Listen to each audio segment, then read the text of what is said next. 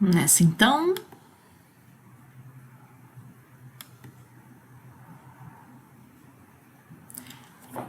Então, a temática de hoje é a gente falar sobre os fatores climáticos, né? As coisas que estão na superfície terrestre e que vão ter influência sobre o comportamento atmosférico, tá? Eu amo meu computador. Vamos, fio. Corda, lerdeza. Aê. Então, primeiro a gente faz uma diferenciação entre o que são elementos e o que são fatores climáticos. O que nós chamamos de elementos climáticos são as características da atmosfera, as características que a gente expressa numericamente na atmosfera, que a gente utiliza para fazer a caracterização climática. Então, quais são essas características da atmosfera que a gente expressa numericamente para fazer essa caracterização? A temperatura, a umidade e a pressão. Esses são essa trindade fundamental aí para a gente definir o comportamento atmosférico. E nós chamamos de fatores climáticos as entidades da natureza que vão conferir maior ou menor grau, que vão aumentar ou diminuir a temperatura, que vão aumentar ou diminuir a umidade. Então, são as entidades da natureza, do ambiente, que vão interferir numericamente sobre os elementos climáticos. Tá? Então, o que a gente vai ver aqui é a ideia da latitude, a influência da latitude, do relevo, o jogo continentalidade, maritimidade, as correntes marítimas, a cobertura vegetal e a ação humana. Quais que a gente poderia colocar como fatores climáticos? Cara, a gente poderia pensar em milhares de coisas, né, que poderiam influenciar no clima. Tem aquela história, né, de que a borboleta batendo asa lá na Austrália provoca um furacão na Flórida. Então, no limite, a gente poderia pensar em muita coisa como interferindo no clima, né? Mas a gente vai focar naquilo que realmente é o principal, naquilo que realmente vai provocar efeitos mais notáveis, tá? Esses elementos, eles não atuam isoladamente. Nenhum deles a gente pode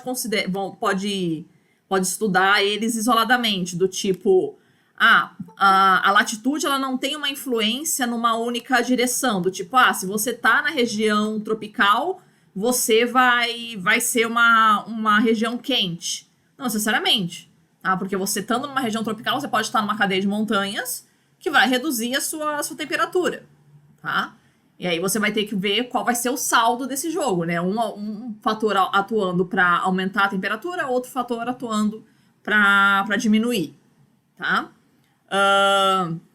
A cobertura vegetal também, a ação humana, todos eles vão interagir. As correntes marítimas, elas vão, né, tendo essa interação dependendo da latitude que ela está atuando, dependendo do relevo em que ela está atuando, né, o formato do litoral e as correntes marítimas tem todo um jogo interessante também que a gente vai ver. Então, nenhum desses fatores ele atua sozinho. A gente só consegue compreender os tipos climáticos dos locais quando a gente entende o jogo de todos esses fatores em conjunto.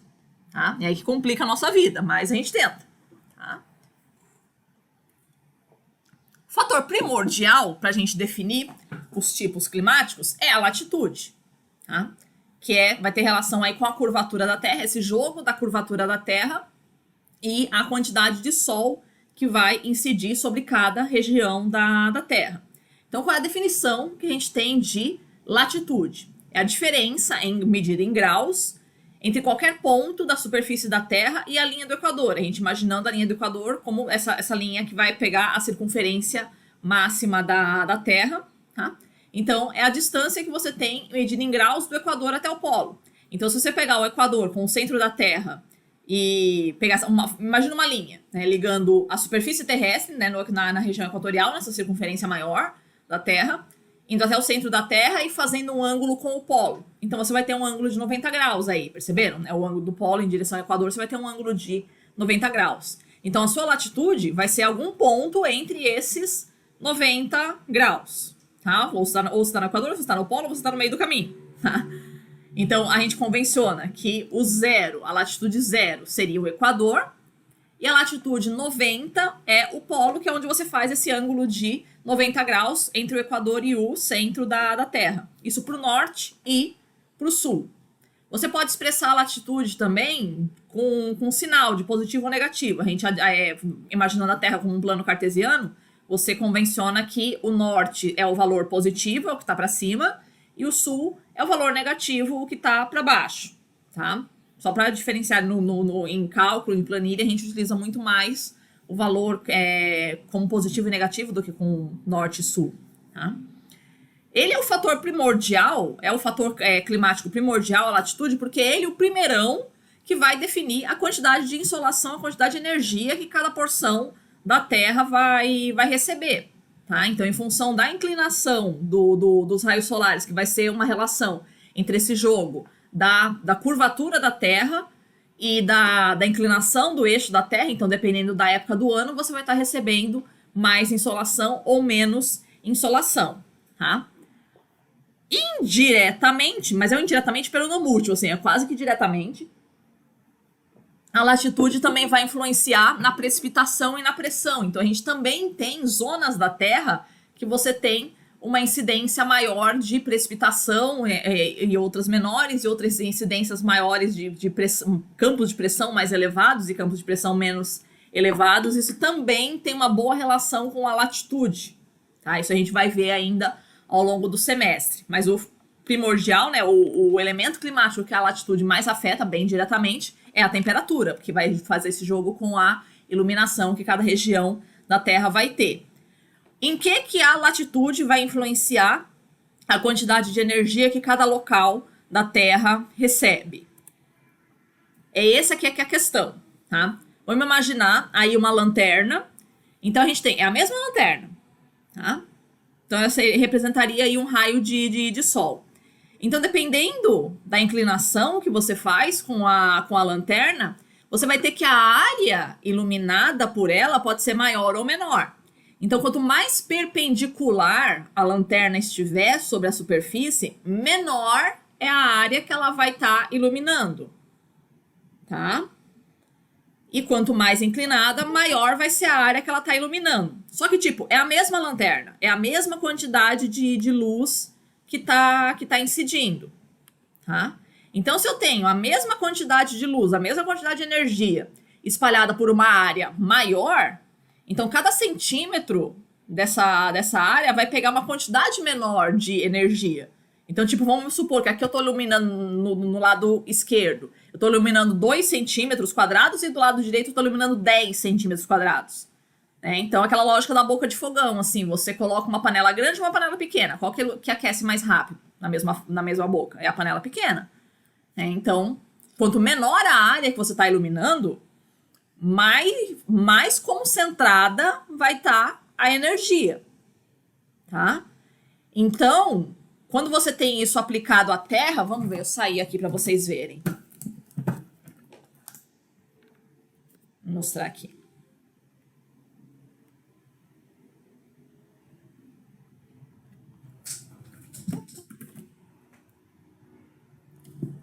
Então, isso aplicado aqui à Terra. Deixa eu apagar a luz, acho que vai ficar melhor. Pior que não tá tão escuro agora, mas...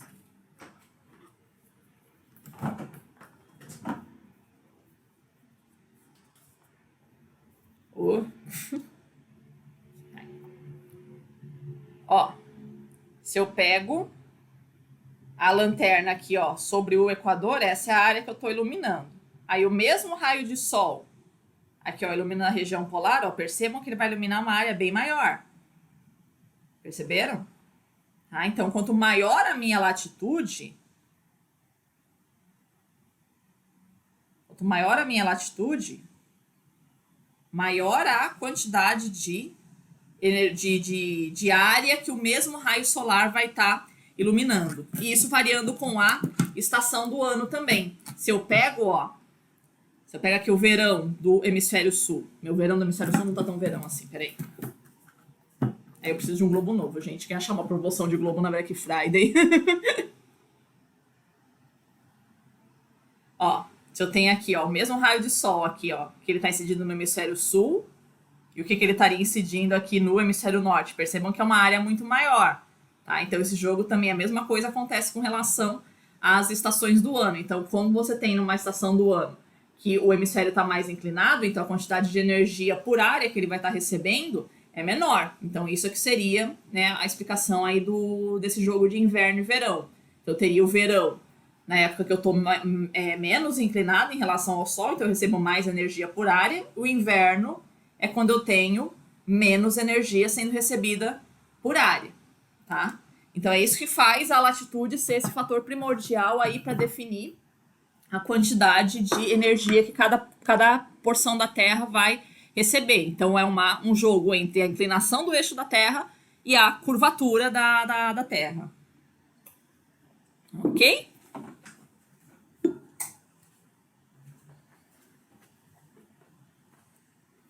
Então, esse é o motivo primordial de porque, na média, a região tropical, equatorial, ela é mais quente do que a região polar, porque ao longo do ano o Sol ele tem uma inclinação muito menor sobre as regiões tropicais do que sobre as regiões polares. Vocês, quando vocês fizeram o trabalhinho em astronomia, vocês observaram isso, das regiões norte, nordeste, elas têm uma variação na inclinação do ângulo solar entre solstício de inverno e solstício de verão muito menor do que a gente observa nas regiões tropicais, do que a gente observa, das regiões extratropicais que a gente observa na região sul. Tá?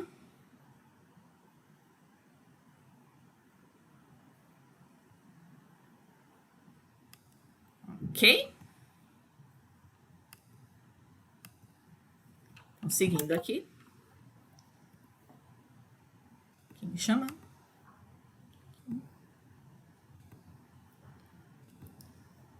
Aqui a gente tem, né? Pegando aí, também revisando o que vocês fizeram no semestre passado, qual é a diferença de angulação do raio solar entre diferentes cidades brasileiras no solstício de verão, 22 de dezembro, solstício de inverno, 22 de junho. Então você vê que para Manaus tem uma latitude 3 graus. Você vê que no verão, o raio solar ele faz um ângulo, né? Ele tem uma altura máxima, né? Que seria esse valor ao meio-dia. Ele tem uma altura máxima de 69 graus. E no inverno, a altura máxima dele é 63. Então, a variação é de 6 graus ao longo do ano. Aí você vai para Salvador, que é 13 graus. A altura máxima do Sol é 79 no verão e 53 no inverno. Você vê que a diferença entre verão e inverno é maior. São Paulo, a altura máxima do Sol é 90, porque São Paulo está no Trópico de Capricórnio, no verão, e 43 no inverno. Então, aumentou ainda mais essa diferença. Curitiba, aí a partir do trópico, você não tem mais a incidência perpendicular ao longo do ano. Então, Curitiba, você tem aí no verão 88 e no inverno 41. E em Forno Alegre, a gente tem 84 no verão e 36, míseros 36 é a altura máxima do Sol ao meio-dia, isso, no inverno, no solstício de inverno. Então percebam que conforme eu vou indo para o sul, no Brasil, e o Brasil é bem interessante para a gente perceber essa diferença, justamente que é um país muito grande no sentido norte-sul, né? Quanto mais você vai indo para o sul, maior é essa diferença que você tem entre a incidência da radiação solar, entre o ângulo que o Sol faz entre o verão e o inverno. Tá? Por isso você tem, conforme você vai saindo do Equador em direção aos extratrópicos, você vai tendo um contraste maior entre o que é o verão e o que é o inverno. Você está na região equatorial, lá próximo da região equatorial, não tem tanta diferença. Praticamente você não vai notar a diferença de verão e inverno em termos de temperatura. O verão, o que a gente chama de verão e inverno vai ser ditado pela precipitação. Mas em termos de temperatura, é quente que no inverno o ano inteiro. Tá? Quando você vai para o sul, não. Você tem um verão muito quente, mas também um inverno mais frio.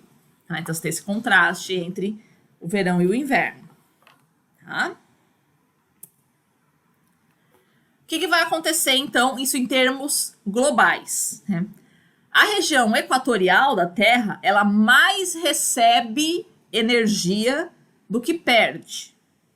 E a região polar, ela mais perde energia do que recebe. Tem que pensar que além dos polos eles estarem mais inclinados em relação à radiação solar, o gelo é branco. Então, o que a gente viu na semana passada com relação ao albedo, né, o branco reflete mais energia. Então, isso é um fator a mais para esfriar os polos. Tá? Então, em termos globais, na faixa latitudinal, você pegar dos 40 norte até os 40 sul, é uma região em que eu tenho superávit energético. Obviamente, o maior superávit vai estar no Equador. Conforme você vai saindo do Equador, vai diminuindo. Então, de 40 norte a 40 sul, essa cinturona de 40 norte a 40 sul na Terra, é uma zona que mais recebe energia do Sol do que perde para a atmosfera, para o espaço, né? Vai devolvendo de volta para o espaço depois. Devolver de volta é ótimo, né? Enfim. E aí, a partir daí, dos 40 norte até 90 norte e 40 sul até o 90 sul, aí é uma região da Terra que ocorre déficit energético, ou seja, é uma região que mais perde energia do que ganha. Tá? Isso deveria fazer com que a região equatorial da Terra se aquecesse mais a cada ano e as regiões polares se resfriassem mais a cada ano. Só que não é isso que acontece. A gente tem que o Equador é razoavelmente quente, razoavelmente constante, e o polo razoavelmente frio, constantemente. Tá?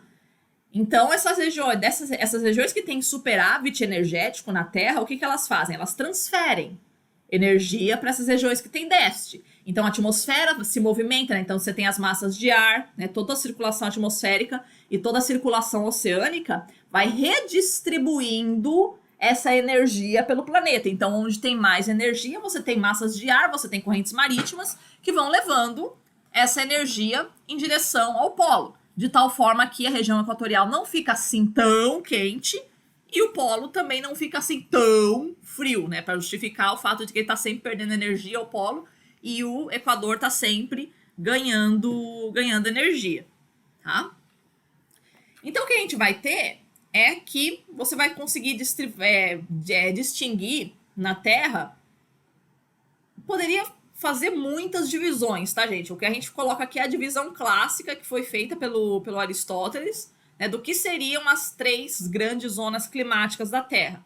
Então, o que Aristóteles observou? Ele observou que na Grécia, conforme você ia indo mais para o norte, ia ficando mais frio. E conforme você ia indo mais para o sul, ia ficando mais quente. Então, ele imaginou que existiria um ponto da Terra que seria tão frio que seria tudo congelado, né? E existiria um ponto da Terra que seria tão quente que tudo pegaria fogo. Era esse o imaginário que se tinha na época. Tá?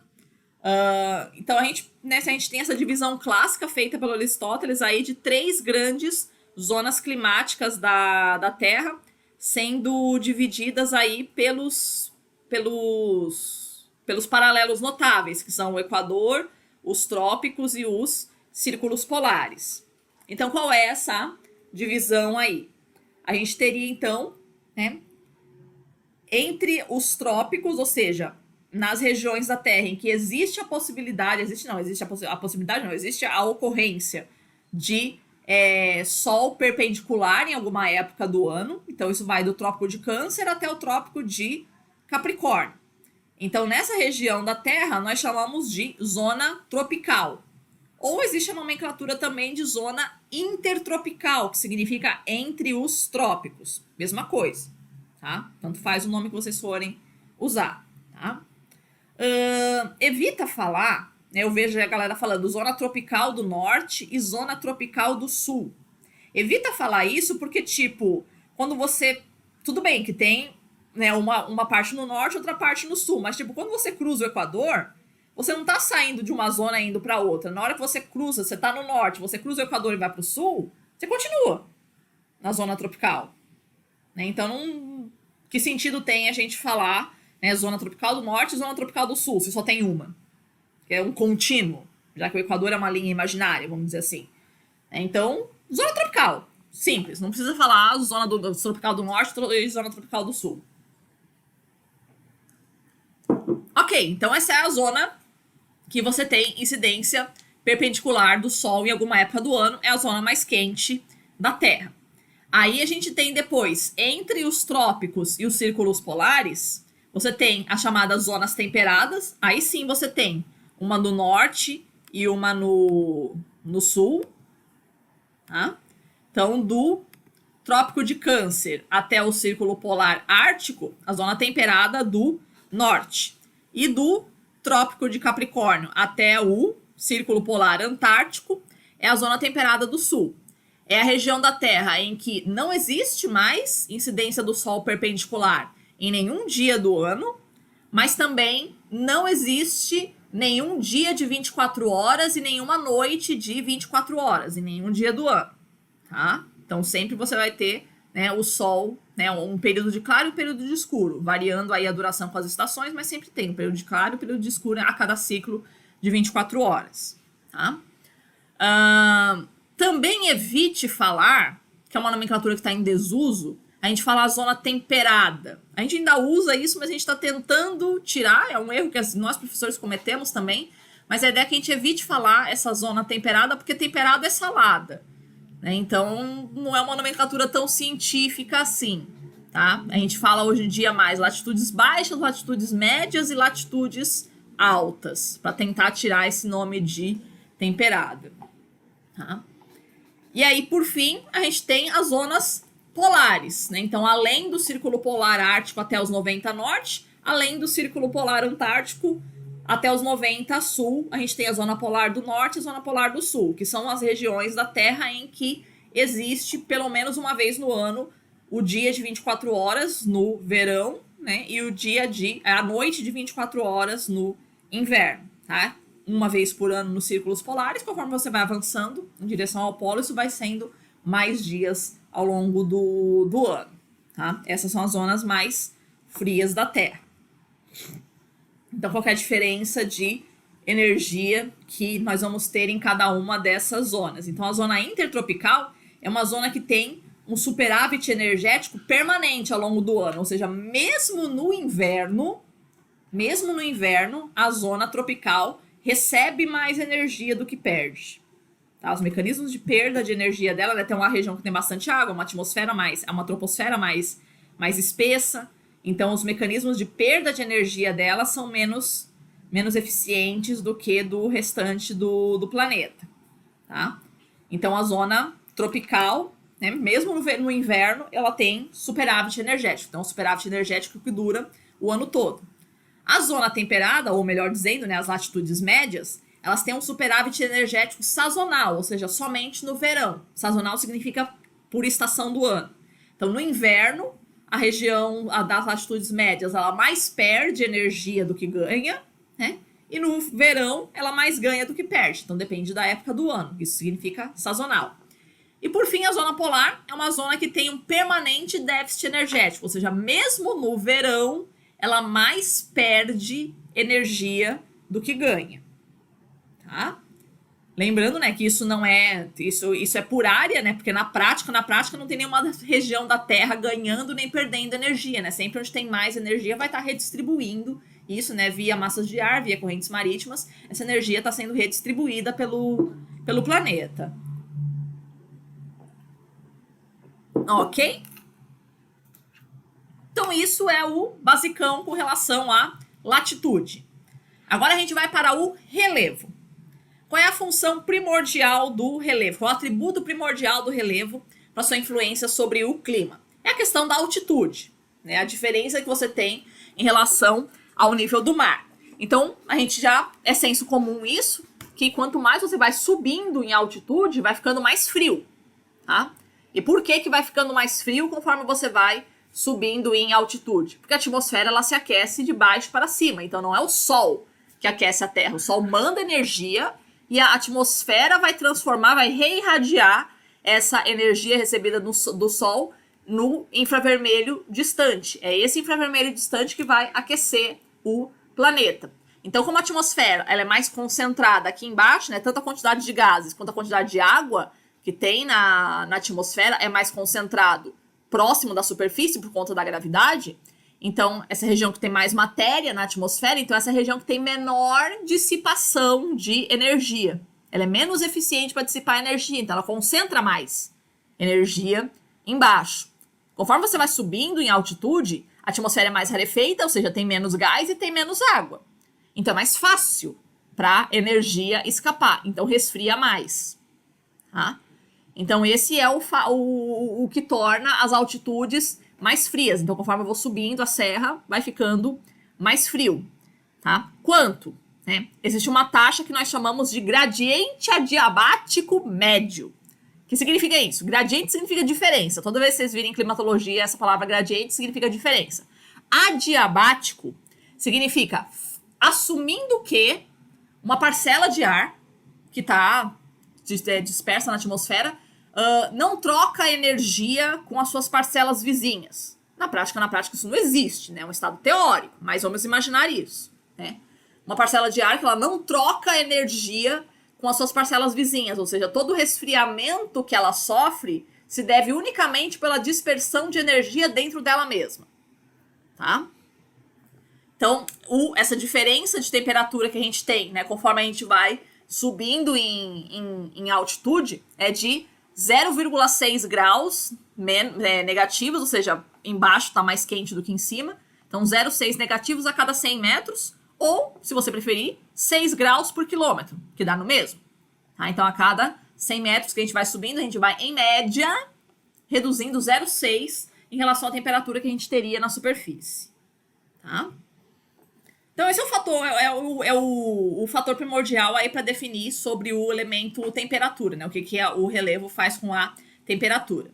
Mas não é só isso, tem outros atributos que o relevo faz também. A posição de uma forma de relevo, de uma cadeia de montanhas, também vai influenciar na circulação atmosférica, também vai influenciar nas massas de ar. Então vamos pegar o seguinte, vamos pegar os Andes, por exemplo. Os Andes, eles têm essa cadeia de montanhas aí em toda a lateral oeste da América do Sul. Né? Então, deixa eu mostrar no globo aqui para vocês, fica mais fácil. Tudo bem que vai estar invertido, mas dá pra ver.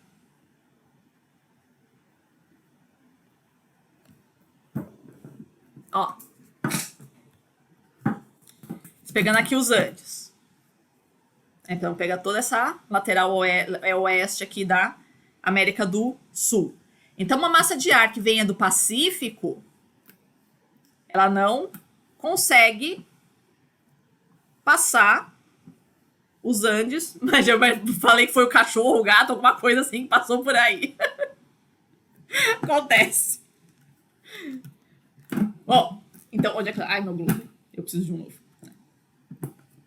Então, uma massa de ar que venha do Pacífico não consegue atravessar os Andes e chegar em direção à América do Sul. Tá? Agora, né, massas de ar que vierem do Atlântico, sim, vai ficar mais fácil para conseguir chegar aqui na América do Sul. Percebe?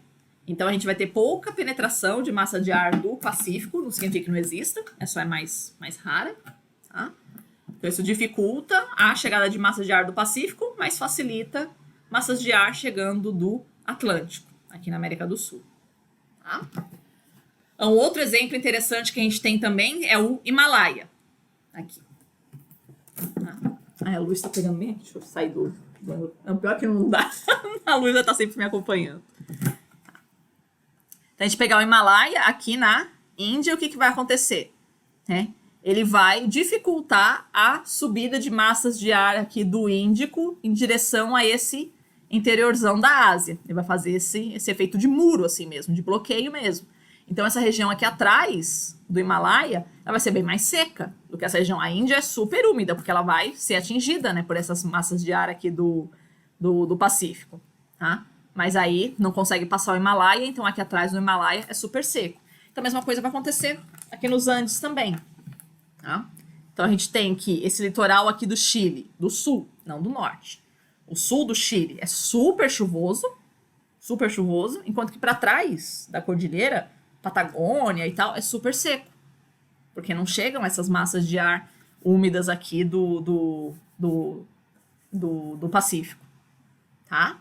Então, o relevo ele também tem essa influência. Então, dependendo da disposição e da disposição, se é norte-sul, se é leste-oeste, né? E da altitude também, né? Isso vale basicamente para regiões de relevo muito, muito expressivas. Então, dependendo da altitude dessa cadeia de montanhas e da disposição dela, ela pode ou facilitar ou dificultar a chegada de uma massa de ar. Né? Então, ela dificulta a chegada de massa de ar do Pacífico em direção à América do Sul. Então, chove muito mais aqui para o litoral da América do Sul do que para o interiorzão dela. Né? Dificulta essa chegada. O mesmo efeito em escala menor, você observa na Serra do Mar, tá? Aqui, né? Então, também, mesma coisa. As massas de ar aqui do Atlântico também chove muito mais aqui pelo litoral e tem uma dificuldade maior para transpor a serra, tá? Não é sempre tão forte quanto nos Andes, mas existe. É a mesma lógica, tá? Só em escala menor. Ok? Ai, não compartilhei.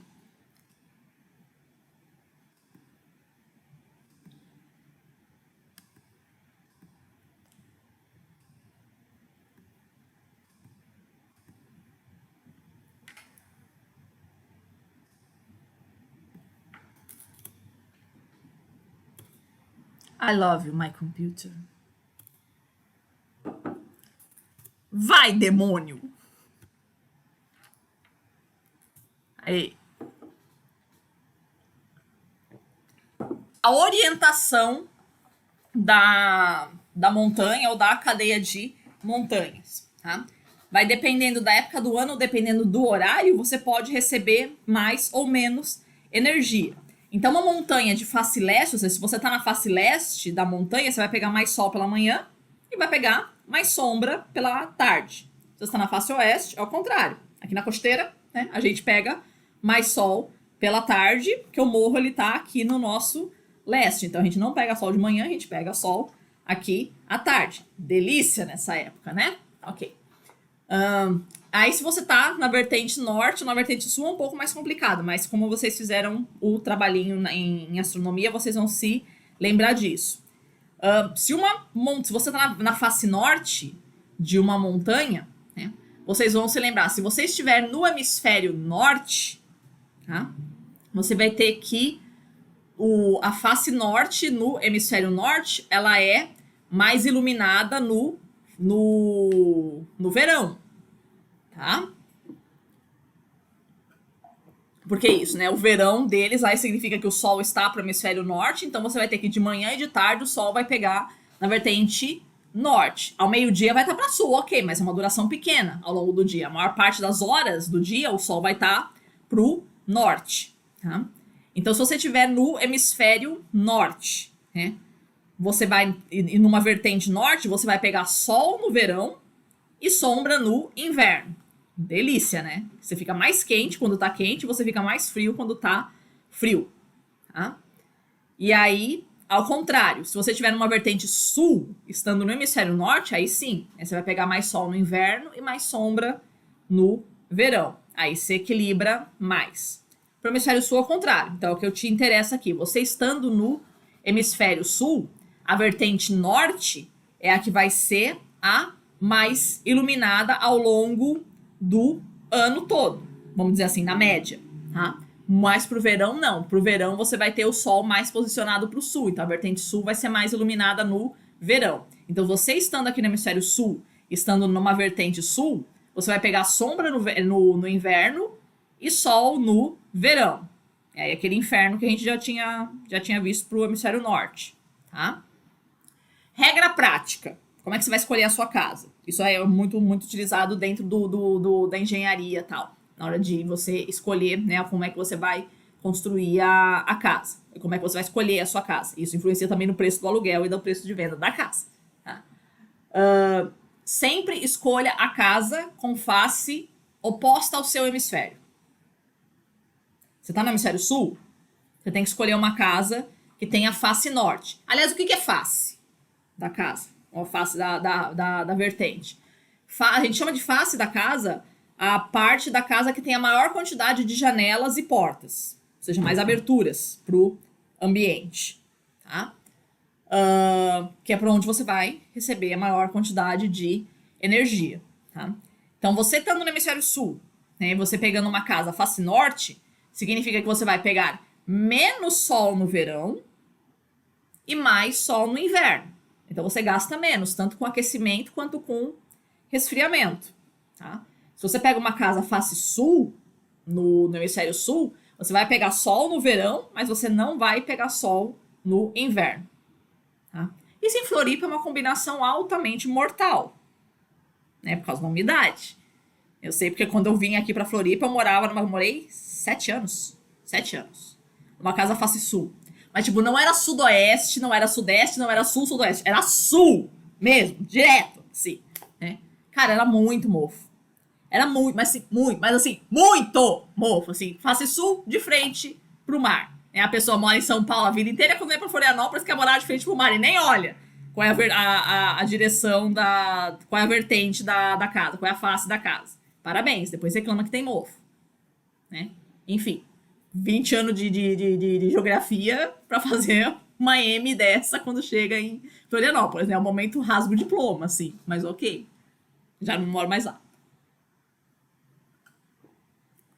Tá? Então, você pegando a casa que é o oposto ao seu hemisfério, você vai amenizar os contrastes das estações. Você pegando uma casa que tem uma face igual ao seu hemisfério, né? Você estando no hemisfério norte, pegar uma casa face norte. Você estando no hemisfério sul, pegando uma casa face sul, você vai potencializar as estações. Você vai pegar mais sol no verão e vai pegar mais sombra no inverno. Então, não é a situação ideal, tá? Existe essas casas assim? Existe, só que é mais barato, né? As casas mais caras, elas vão ser as de face norte, aqui no hemisfério sul. Tá. E agora sobre a declividade. Tá? A declividade de uma montanha, ela pode ou potencializar ou amenizar o ângulo de incidência da radiação solar. Então, vamos pensar o seguinte. Deixa eu pegar aqui alguma coisa.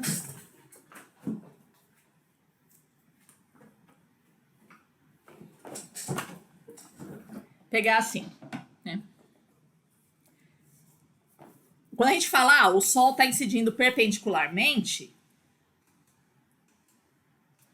eu estou falando de uma região plana, né? Agora, se eu estou falando de uma montanha, um Sol que incide assim, ó, perpendicularmente, na montanha, ele está inclinado. Perceberam? Tá?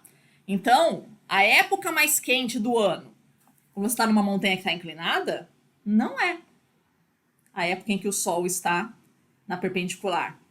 A época mais quente numa montanha é a época em que a inclinação está coincidindo com a inclinação da montanha. Então, se tem uma montanha com uma inclinação 45 graus, quando vai ser a época mais quente dessa montanha? Não é quando o Sol está a 90, que é quando uma região plana. É quando o Sol está a 45 graus também, que aí ele vai incidir perpendicularmente sobre a montanha. Perceberam? Então, vai ser a época mais quente numa região montanhosa, vai ser quando o Sol bate com o mesmo ângulo de inclinação dessa vertente. Então, para outros locais da Terra, que quando o Sol está no 90 graus, vai ser a época mais quente, na montanha não.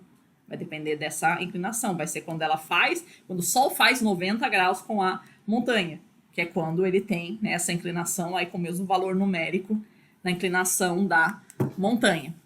Tá?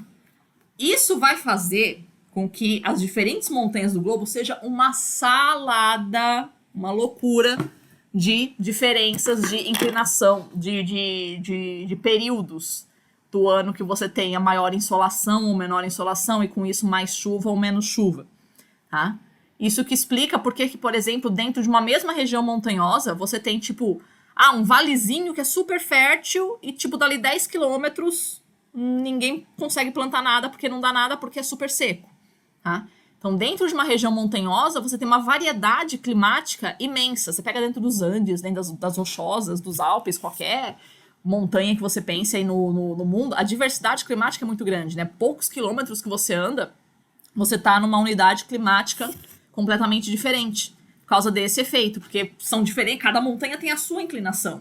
Cada vale, cada conjunto de montanhas tem um conjunto de inclinações. Então, tudo vai depender do jogo, né? Qual é a época que vai ter mais sol lá, qual é a época que vai ter menos. Tá? Isso varia muito pelas diferentes regiões da Terra. Então, cada valezinho, cada montanha é do seu jeito. Não tem essa de que essa é a época do verão, é que é a mais quente, é a mais chuvosa. Varia demais, tá?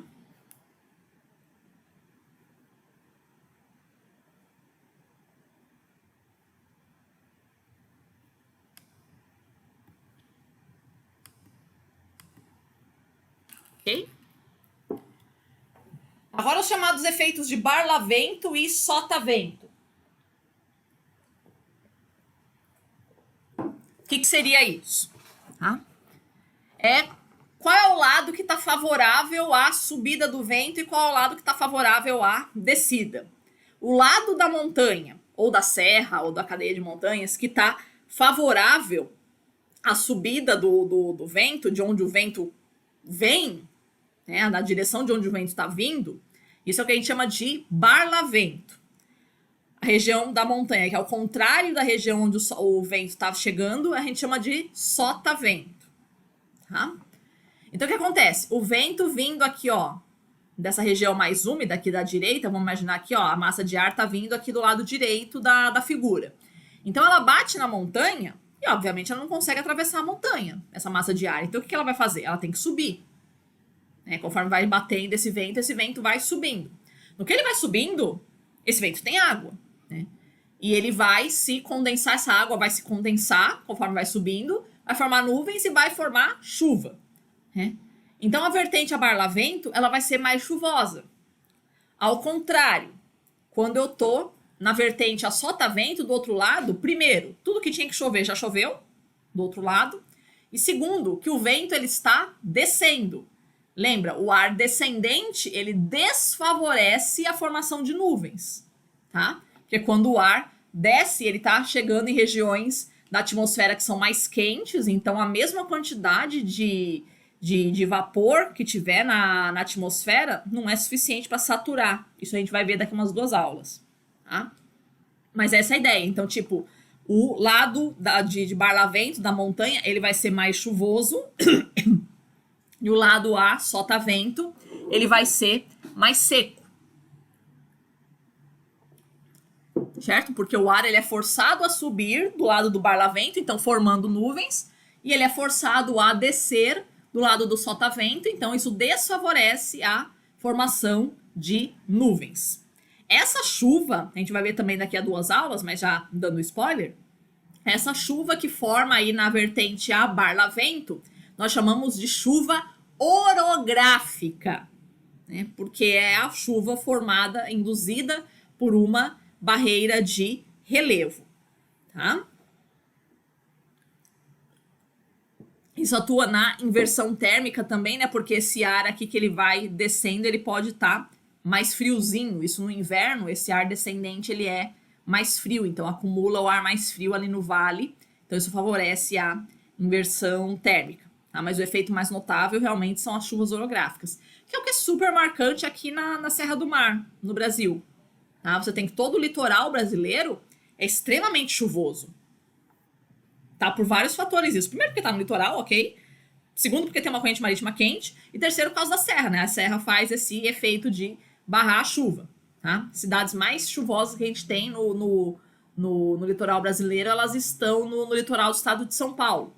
Então a gente tem cidades, por exemplo, Uba-chuva, Caraguatá-chuva, a Ilha de São Sebastião, né? São os apelidos que a gente dá para as cidades ali, porque são realmente extremamente chuvosas. Por esse efeito da serra. Tá? Próximo fator agora, então, é o jogo de maritimidade e continentalidade. O que significa dizer isso? Tá? Maritimidade é o quão próximo do mar você está e continentalidade é o quão distante do mar você está, o quanto mais para o continente você está avançando. Tá? Então, um primeiro efeito que a gente vai notar desse jogo de maritimidade e continentalidade é o jogo da brisa marítima e brisa terrestre. Então, o que vai acontecer? A gente já tinha visto que a água ela demora mais para aquecer, né? Ela tem uma capacidade térmica muito grande, ela absorve muita energia, então ela demora muito para aquecer e demora muito para esfriar. Continente menos. O continente aquece mais rápido e resfria mais rápido. Então, durante o dia, o que acontece? Quem é que aquece mais rápido? O continente. Quem é que está mais quente durante o dia? É o continente. Então, no continente, o ar se aquece, né? Ele fica mais leve e ele vai subir.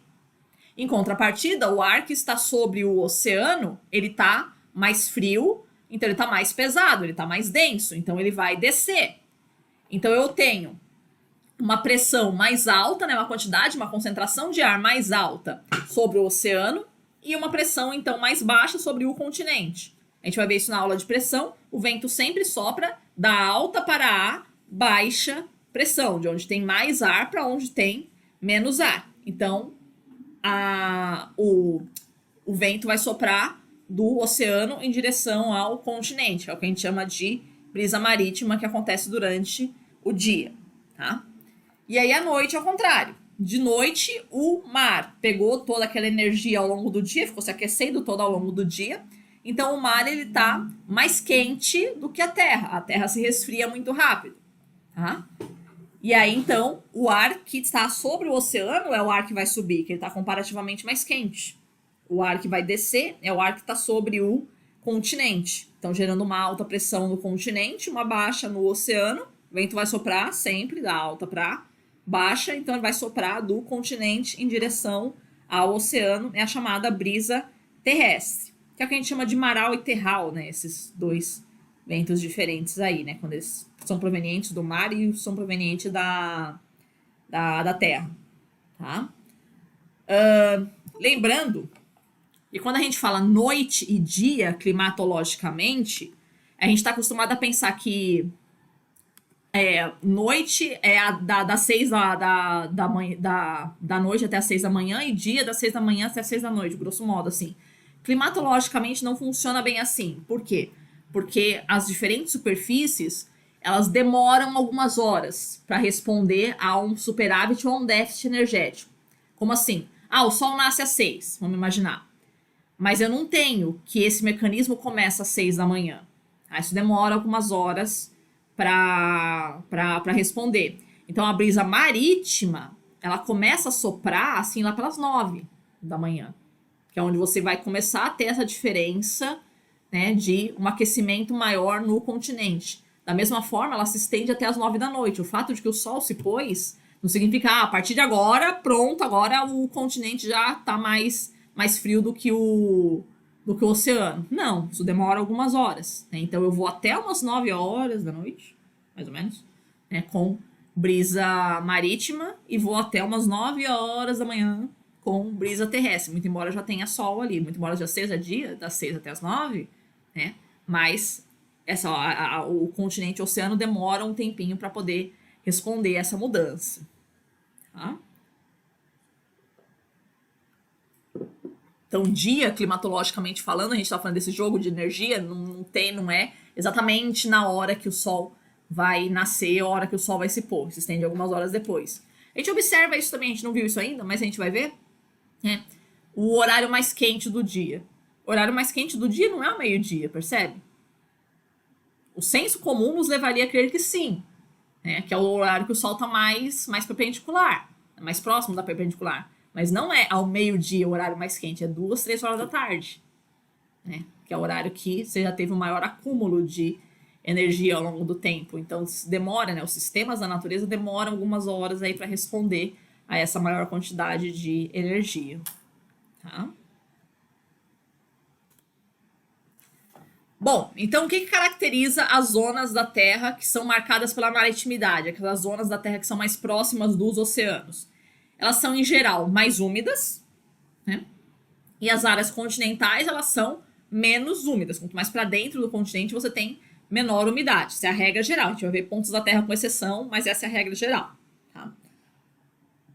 E a maritimidade, a proximidade com o mar, ela vai reduzir as amplitudes térmicas. O que é a amplitude térmica? É a diferença entre a temperatura mais alta e a temperatura mais baixa. Você pode ter isso para o dia, para o mês, para o ano, tá?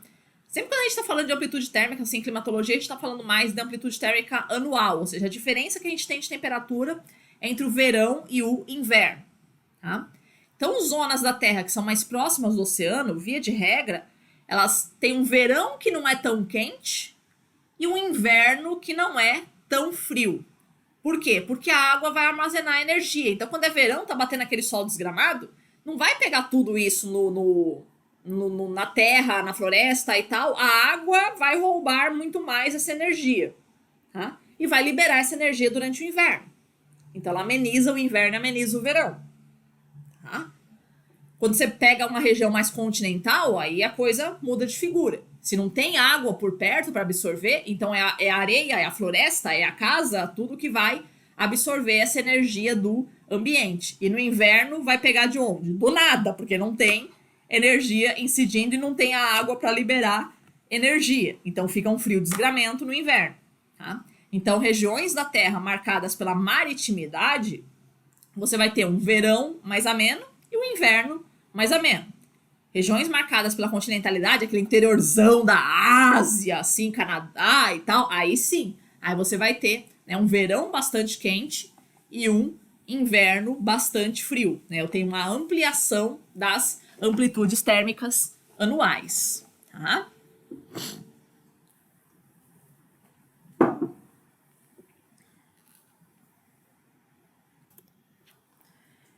E aí, o que a gente pode observar isso em relação ao globo? Tá? A gente pode perceber que a gente não tem uma distribuição igualitária dos continentes sobre a superfície do globo. Tá? A gente tem porções da Terra que tem mais oceano e porções da Terra que vão ter mais continente. Então, comparando o hemisfério norte com o hemisfério sul, o que a gente pode observar? Salta muito à vista que o hemisfério sul tem muito mais oceano do que o hemisfério norte. Tá? O hemisfério sul é marcantemente oceânico. Tá? Aí você olha e fala, tá, qual que é a proporção de cada um deles? Na prática, os dois hemisférios da Terra têm mais oceano. Tá? A visão pode ser um pouco enganosa para nós, né? Parece que no hemisfério norte parece que tem mais terra do que oceano, mas porque essa nossa representação do mapa mundi é enganosa, porque você corta o Oceano Pacífico no meio. E o Oceano Pacífico é muito grande, né? Então você cortando ele no meio não dá a dimensão do quão grande ele é. Mas se a gente fosse olhar a Terra, né, pegando uma cartografia chinesa, vamos imaginar que colocaria a China no centro, né, e mostraria o Pacífico, aí você teria uma noção, né, da dimensão dele. Então, os dois hemisférios da Terra têm mais oceano. Só que no hemisfério sul essa diferença é muito mais gritante, tá? Então é essa proporção que eu tenho aí pelo planeta. Então, o hemisfério norte tem 60% de terra, 60% de mar, 40% de terra. No hemisfério sul, aí é gritante. Então, eu tenho 82% de mar e 18% de continente apenas. Tá? Então, essa diferenciação de distribuição dos continentes e oceanos, com certeza vai ter influência sobre os tipos climáticos que são produzidos. Eu tenho um hemisfério da Terra que é muito mais marcado pela maritimidade do que o outro. Então, a circulação atmosférica deles vai ser diferente também. Tá? As únicas faixas do planeta que tem mais continente do que oceano são a latitude 50 até 70 norte, que pega boa parte ali da América do Norte, Europa, todo o interiorzão da Ásia ali, Rússia e tal, esse pedação assim, e dos 70 a 90 sul, que é a Antártida. Tá? Tirou essas duas faixas de latitude, todo o restante da Terra tem mais oceano, né? E é uma coisa estranha, né? Porque, tipo, a gente, na climatologia, a gente dá muito mais ênfase ao que acontece no continente, né? Quando a gente deveria dar muito mais atenção ao oceano. Né? A oceanografia, de maneira geral, é uma ciência muito atrasada dentre as ciências da Terra, né? O que a gente conhece de astronomia, o que a gente conhece de meteorologia, de geologia, né? A gente conhece muito mais o interior da Terra do que os oceanos. Né? Dentro das ciências da Terra, a oceanografia é, de longe, a ciência mais atrasada. Isso dificulta muito, né, os nossos estudos de climatologia, porque eles vão ter uma função absolutamente primordial aí para o jogo da umidade para a atmosfera, da troca de gases, enfim, um monte de coisa. O clima é extremamente dependente dos oceanos e a gente tem muito pouco ainda entendimento deles. Tá? Bom, não bastasse essa diferença que eu tenho na distribuição dos continentes, ou seja, eu tenho um hemisfério que é muito mais marítimo do que o outro, né? O hemisfério sul é muito mais marcado pela maritimidade do que o hemisfério norte. Quando chega no polo, aí a coisa encrespa de vez. Tá? Porque no hemisfério sul, que ele é mais marcado pela continentalidade, pela maritimidade, o que eu tenho no polo? Um continente. E quando eu chego no hemisfério norte, que ele é bastante marcado pela continentalidade, o que eu tenho no polo? Um oceano. Então isso ajuda a gente a complicar ainda mais a formação aí dos tipos climáticos. Só um minutinho, crianças, que tem alguém batendo na porta aqui pra mim. Pera, deixa eu sair um pouquinho. Continuando, então. Tá gravando aqui? Tá. Onde é que eu tava? Aqui. Tá? O que eu quero dizer com tudo isso? Que a gente não pode fazer entender o funcionamento climático dos dois hemisférios da mesma forma. Então, a velocidade das massas de ar vai ser de um jeito em cada hemisfério, vai ter fenômenos que você vai observar muito mais num hemisfério do que no outro. Então, a gente vai ver isso lá pela aula 9. A gente tem uma atividade de furacões, por exemplo, muito mais intensa no hemisfério norte do que no hemisfério sul. Tá? A gente tem uma atividade de ciclones extratropicais muito mais intensa no hemisfério sul do que no hemisfério norte. Tá? Por que isso? Tudo vai ter relação com essa diferenciação que eu tenho da distribuição dos continentes e oceanos. E mais, não estou nem falando aqui das formas de relevo que eu tenho dentro do continente, que adicionam uma outra perturbação na atmosfera. Se você for considerar que a troposfera tropical ela tem aí, na média 12 quilômetros de altitude, e você tem montanhas na Terra que tem 6, 7, 8 quilômetros de altitude, isso induz uma perturbação muito significativa dentro da circulação atmosférica. Então, estou falando aqui só da distribuição dos continentes, não estou nem falando, né, das formas de relevo deles que vão inserir um outro complicador aí, tá? Então, o que nós observamos? Quais são as diferenças climáticas que a gente tem entre o hemisfério norte e o hemisfério sul? O hemisfério norte ele é menos marcado pelos oceanos, então eles têm um poder menor de controle térmico, ou seja, eles não vão ter toda essa força de amenização das temperaturas, então eu vou produzir uma amplitude térmica maior entre o verão e o inverno. Então eu vou ter um verão mais quente e um inverno mais frio do que eu observaria no hemisfério sul, pela mesma latitude. Tá? A precipitação ela também tem uma distribuição bastante heterogênea, então eu tenho regiões extremamente chuvosas ao lado de regiões extremamente secas. A precipitação é muito pior distribuída no hemisfério norte do que no hemisfério sul. Tá? A circulação atmosférica ela é muito mais dificultada no hemisfério norte do que no hemisfério sul, porque você tem os diferentes continentes, as diferentes formas de relevo, então o vento vai passando, vai batendo nas montanhas, nas diferentes formas de relevo, então isso gera mais turbulência. No hemisfério sul, o vento ele vai mais reto, digamos assim, né, porque tem mais oceano, então não tem barreira de relevo atrapalhando, né?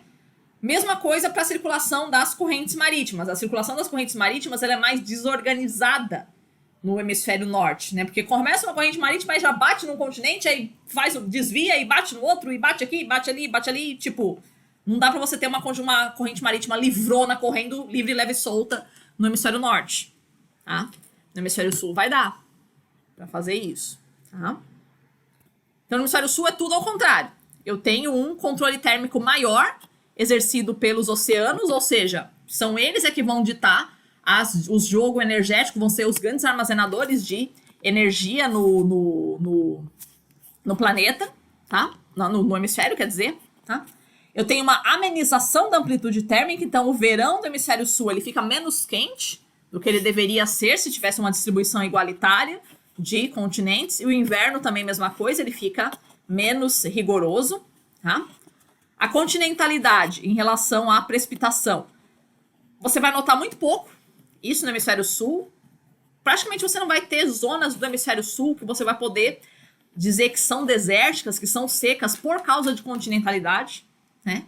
Tem deserto no hemisfério sul? Tem, mas é por outros fatores, é basicamente por corrente marítima ou por conta da dinâmica da circulação, que é o caso do deserto australiano, né?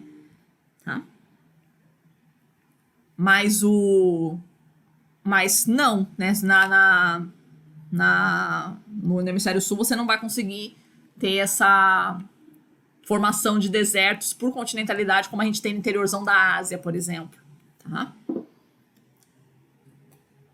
Então, a precipitação aqui é muito melhor distribuída. Tá? A circulação atmosférica é muito facilitada, então o vento vai mais reto, vai mais livrão, ele tem uma circulação mais livre. Mesma coisa para as correntes marítimas elas têm uma circulação maior, mais reta, mais livre, mais direta, então a distribuição de energia delas também é mais eficiente. Então também não tem um gradiente tão grande assim de temperatura do Equador em relação ao polo. Quando você está no hemisfério norte, você vai subindo em latitude, vai indo em direção ao polo, cara, vai mudando muito rápido a temperatura. Tá? Você tem cada pedacinho de terra, assim, você tem uma característica climática muito peculiar. Você está no hemisfério sul, não. Toda a região tropical do hemisfério sul, até mesmo se estendendo para a região extratropical do hemisfério sul, cara, você não varia tanto assim a temperatura. Varia só quando você chega lá na Antártida. Mas a maior parte do hemisfério sul, tipo, não varia tanto assim a temperatura, tá?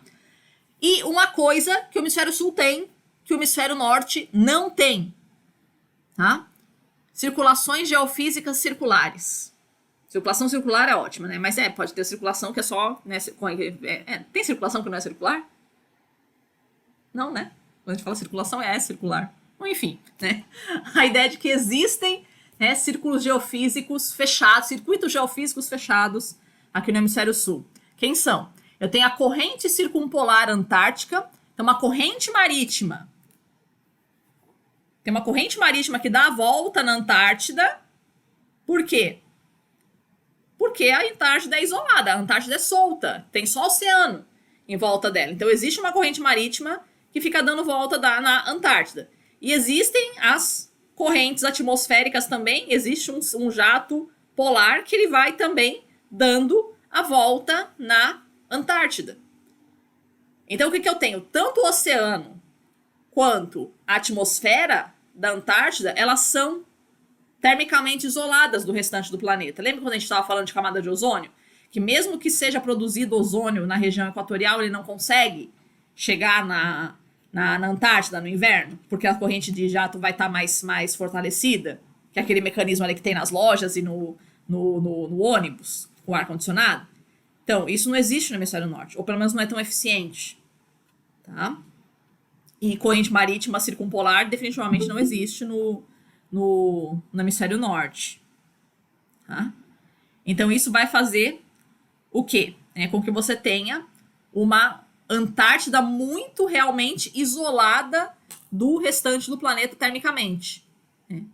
Então, você vai ter que a Antártida, o Polo Sul, ele vai ser muito mais frio do que o hemisfério norte, por causa disso. Justamente porque ele é muito isolado, né? Então, tá ali no vários fatores.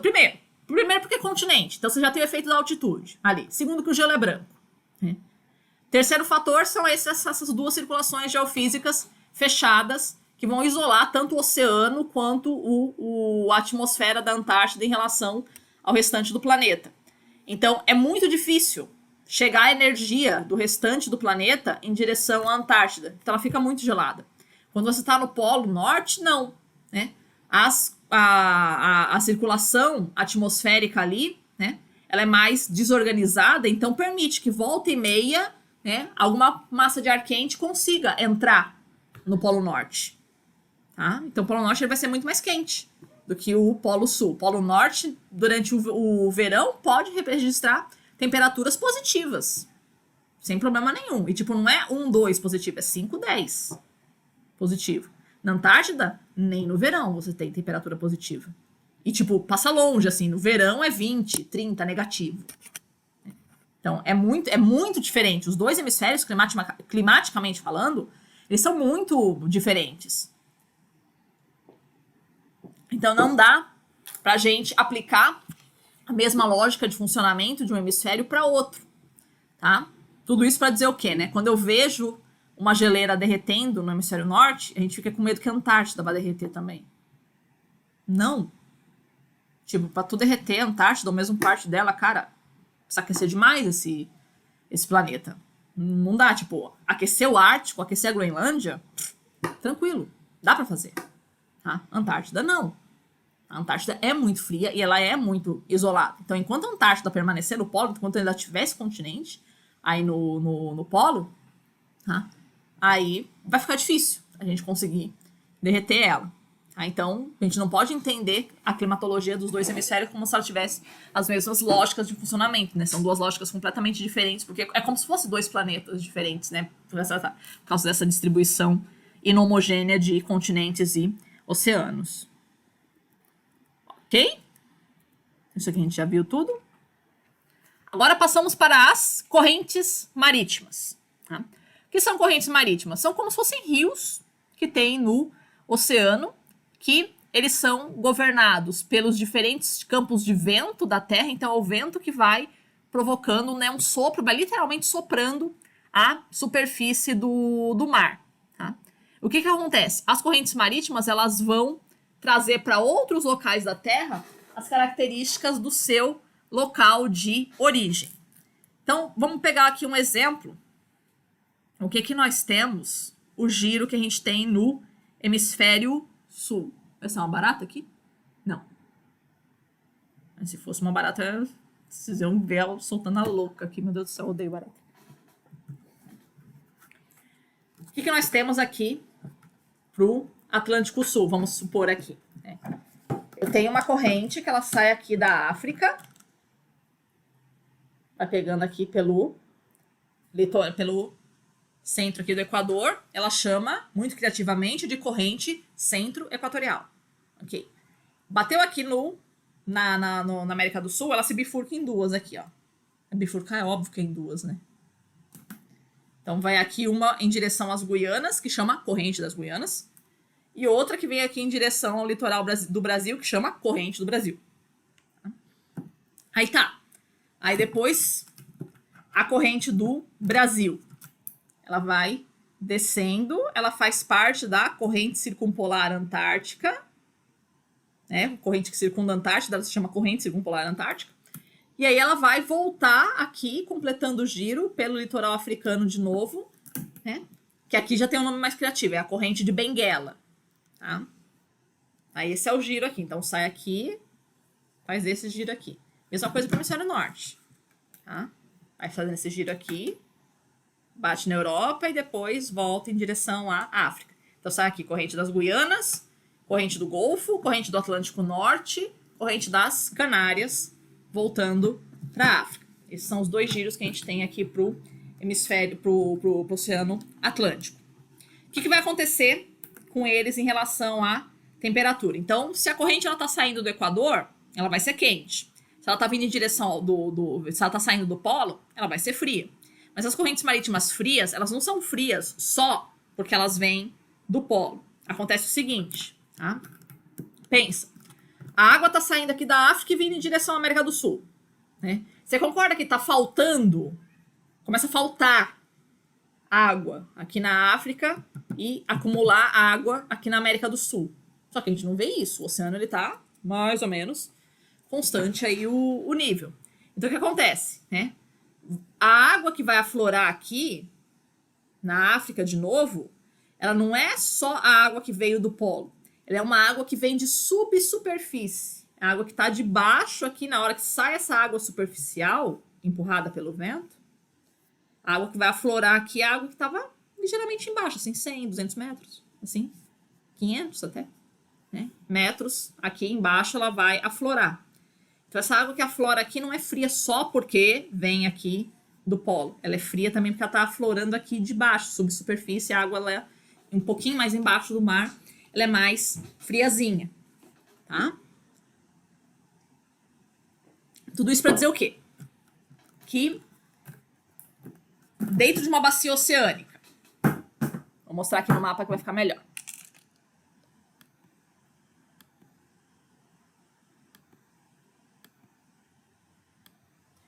Dentro de uma bacia oceânica,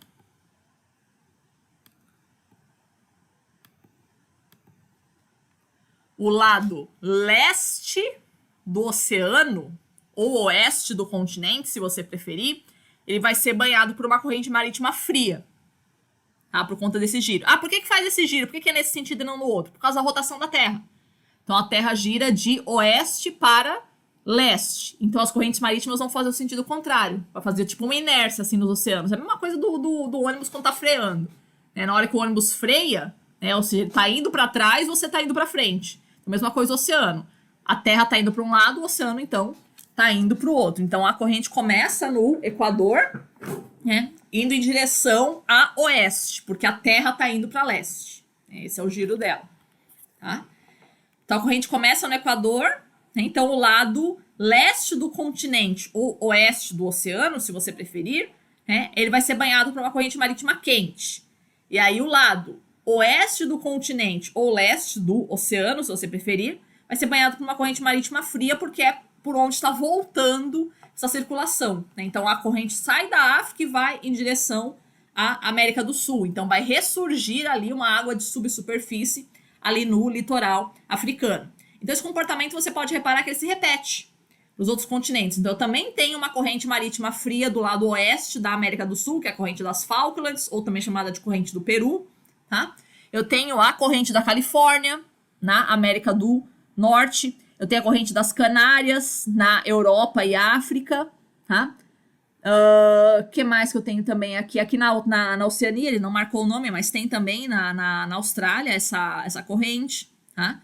Então a gente tem a corrente australiana também ali do lado leste da Austrália, eu tenho a corrente de Madagascar na África, e eu tenho a corrente do Brasil na América do Sul, tá? E qual vai ser, então, o efeito dessas correntes marítimas?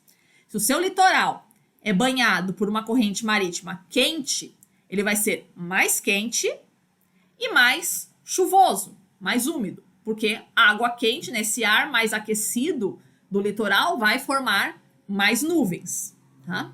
Ao contrário, se o seu litoral ele é banhado por uma corrente marítima fria, ele vai ser mais frio e ele vai ter menor formação de nuvens, porque esse ar mais frio ele fica embaixo, ele não sobe, então não forma nuvens. Então não é uma coincidência que você tenha alguns desertos próximo aí de correntes marítimas frias. Observa aí na América do Sul, né? Norte do Chile, todo o Peru, assim, né? Pega tudo, é deserto, né? Por conta da corrente de Humboldt, ou corrente do Peru. Aliás, é a cidade mais seca do mundo, né? Arica, no Chile, já chegou a registrar, tipo assim, 14 anos. Então, foi o recorde no mundo. 14 anos sem um único milímetro, mas assim, tipo, sem fração, sem um décimo de milímetro de água, né?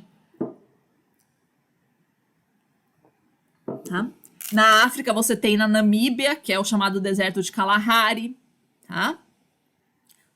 Até a Califórnia, a gente poderia atribuir, né? Essa região mais desértica aí na Califórnia, a gente poderia atribuir aí a corrente. O Saara, não. O Saara, embora tenha ali a corrente das Canárias, mas o Saara que governa é outra coisa, né? Que é um oceano grande demais para poder ser pela corrente marítima. A corrente marítima ela vai ter esse efeito desértico só no litoral, basicamente. Tá? Percebam que interessante é a situação do Chile, né? Porque, tipo, a corrente ela pega mais ou menos na metade do Chile. Então, a metade norte é desértica e a metade sul é super chuvosa. Bem legal isso. Tá? Então, isso que a gente tava, toda essa explicação que a gente tava dando. Então, as correntes quentes, elas deixam o seu litoral mais quente e mais chuvoso. E as correntes frias, elas deixam o seu litoral mais frio e mais seco. Tá? Já tínhamos falado isso também, né? Os litorais ocidentais dos continentes são mais secos porque são atingidos por correntes frias. E os litorais orientais dos continentes são mais úmidos porque são atingidos por correntes marítimas quentes. Isso, pessoal, a circulação global de maior escala, mas você pode ter esse efeito em escalas menores também. Um exemplo bem interessante que a gente tem no Brasil é o estado do Rio de Janeiro. Então, o que acontece? Eu tenho corrente no Brasil, ela vai pegando aqui, vai vindo do Espírito Santo, indo em direção a sul, vai descendo, né? Ele aqui é a corrente marítima do Brasil, ela vai vindo do Nordeste em direção ao sul, tá? Então tá vindo de norte para sul aqui no litoral do Rio de Janeiro. Quando você vem na região de Cabo Frio e Búzios, o que acontece com o litoral do Rio de Janeiro? Ele sofre uma mudança de direção. Ele que era um litoral, grosso modo, no sentido norte-sul, ele passa a ser um litoral no sentido leste-oeste. Então, o que vai acontecer? Essa corrente que ela tá vindo de norte-sul, quente, na hora que ela chega aqui, na hora que muda essa direção, ela continua indo no sentido norte-sul. Mas o que ela faz quando ela vai no sentido de norte para sul? Ela tá arrancando água da superfície do litoral do Rio de Janeiro quando chega aqui nessa região aqui, Cabo Frio, Maricá, né? Vai literalmente arrancando água da superfície. E se você tá arrancando água da superfície, qual é a água que vai aparecer? A água do fundo. A água mais fria que tá no fundo. Então você cria ali uma mini corrente marítima fria. Isso, quando acontece nos litorais, a gente chama de área de ressurgência. Tá? Quando vai, né, arrancando, quando tem alguma corrente, alguma circulação aí induzida pelo formato do litoral, que arranca a água fria da superfície, a água quente da superfície, quer dizer, e faz aflorar, então, a água mais fria. Tá? Então, você vai ter a formação, esse mesmo efeito que a gente tem de corrente marítima fria, de deixar a região mais seca, vai acontecer no litoral do Rio de Janeiro também. Tá? Não é à toa que a cidade se chama Cabo Frio, porque a água é mais gelada. E se você for ver a vegetação de lá, tipo, é semidesértico, assim, né? Parece a Caatinga nordestina, tá? E realmente é mais seco, é uma região mais seca. Tanto é mais seco que a gente tem a extração de sal por ali. A extração de sal é mais facilitada nas regiões mais secas, tá? Esse mesmo efeito em escala... Oi, fala. Professora, Oi. boa noite.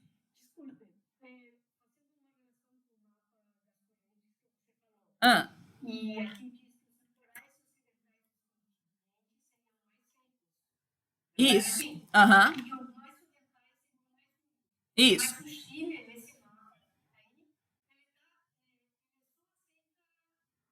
correntes frias. Então, seria seco,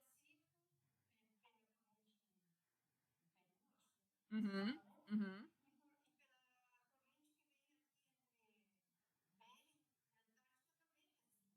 Sim, mas essa corrente... Então... Uhum. É porque essa corrente, ela não bate no litoral. Esse giro que ela faz, né? A corrente, ela só vai bater no Chile a partir da metade norte do Chile. Assim, a metade sul do Chile, ela não é atingida pela corrente. Então, a corrente realmente, ela pega mais ou menos esse trajeto que tá aí no mapa. Então, você vê que a metade sul do Chile, ela não é atingida pela corrente diretamente. A corrente não pega direto nela, assim, não bate no litoral. Ela só vai bater no litoral da metade norte do Chile para frente, da metade do Chile para o norte. A metade para o sul a corrente não pega. Tá, mas no sul seria e essa também com uma corrente fria. Não é fria. Não tem corrente batendo ali no... A metade sul não tem corrente batendo lá. É uma água neutra. Não tem a corrente batendo lá. A corrente vai bater na metade norte do Chile. A metade sul, ela não bate. É só na metade norte. É bem curioso isso. Não. Ela bate só na metade norte. Não bate na metade sul. Por isso que a metade sul do Chile é úmida. Ela não bate lá. É bem curioso isso. Tá? Nada. Então, esse efeito aí, mesma coisa, a gente vai observar no Rio de Janeiro. Em escala menor ainda, esse efeito de ressurgência, a gente vai observar aqui em Florianópolis. Tá? Você pega, por exemplo, a praia da Barra da Lagoa e a praia da Joaquina. Pode comparar. A Barra da Lagoa é super quente, a água da Joaquina é super fria. Tá? Por conta do formato do litoral. Você pega a praia da Barra, ela é voltada para o norte. Ela faz uma colher assim, voltada para o norte. Então ela pega direto aí a corrente quente, né? Acumulando ali essa água mais quente. Quando você pega a praia da Joaquina, é uma colher voltada para o sul. Então a corrente que está vindo do norte para sul, ela arranca a água da superfície ali. Então vem aquela água de subsuperfície que é mais friazinha. É o mesmo efeito que acontece no Rio de Janeiro, só que em escala bem menor. Tá? Mas é a mesma lógica. Bem interessante. Você vê duas praias que são geograficamente tão próximas, né? E tem uma característica de temperatura de água tão diferente. Então é isso que vai... Esses diferentes formatos dos litorais aí vão fazendo essas diferentes regionalizações aí da temperatura da água.